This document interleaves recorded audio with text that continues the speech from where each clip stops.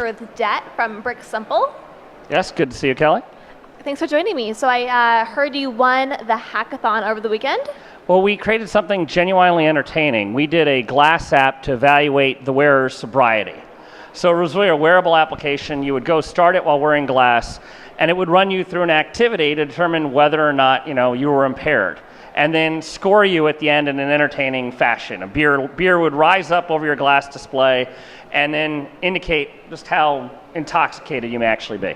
So what kind of activities would you have to go through to demonstrate your sobriety? One of the interesting things about wearable computing is because it's on your head and because it's attached to your head, you can really check to see if someone's swaying or moving or unable to coordinate their movements. So using the gyro and the accelerometer within the device, we're able to capture information as we guide them through the activity. Using the speech in glass, driving through the bone conduction, giving the user instructions, say, okay, now do this. Find this particular, in our case, we made poker chips on screen. Find this particular poker chip and then tap the side of your glass, take them through each one of those and collect the measurements. So we'd have the data then to make the judgment. Part of the opportunity you have with the wearables is because it's on your head, it's not like holding a phone, where a phone you can kind of move and vibrate. It's actually moving and tracking with your head. How long does a test take? A test just takes, if you're have all your wits about you, it takes about 15 seconds. If you're not, and we did some testing at a bar last night, it may take a minute.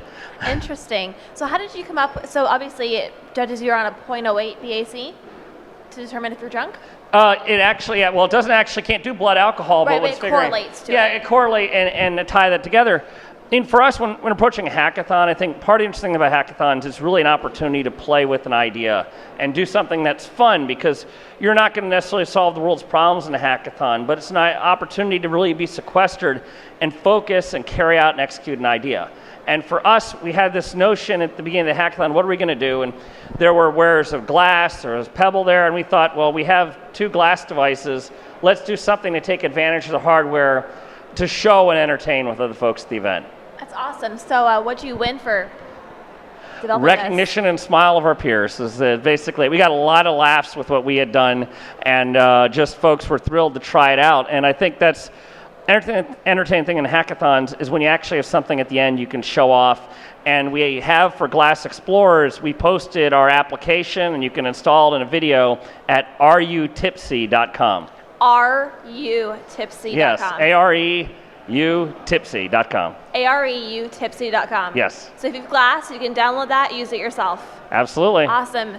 So obviously you've been a glass wearer for the past 6 months? Actually, yeah, I've had my glass since April. Since April? I was also a Google Foundry participant. So they did Foundry events. I was at the Foundry New York event where developers, a small set of developers, had a weekend with glass back in January.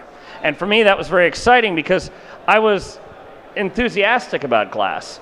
But being able to see and experience it, I had glass on for one day, and I found myself tapping the side of my head. That I missed it. I was like, once I had to return the glass device to them, that's like I really missed it, but I recognized it as an opportunity to create those new experiences.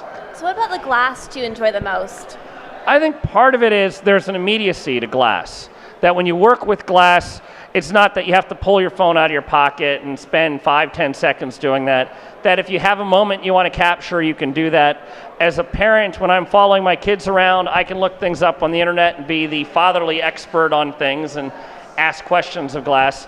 Those search interesting, but also the kinds of applications that we create as developers, we're creating new experiences. We have an application called Driver's Glass, which was a YouTube video for it, and it allows you to have a heads-up display while you're driving, displaying rev information, what RPM you're at, boost level, performance data, and while you're driving, you have that on a heads-up display.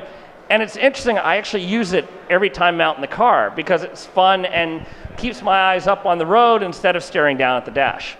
That's really safe and really smart.